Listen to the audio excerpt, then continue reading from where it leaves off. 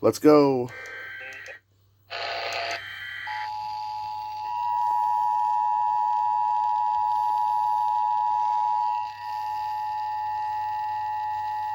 This station is participating in a test of the Illinois Emergency Alert System.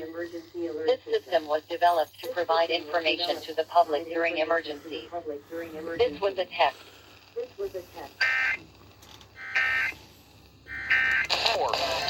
On $50. Other side effect. What would probably get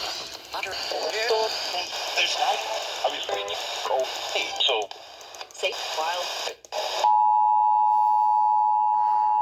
This station is participating in a test of the Illinois Emergency Alert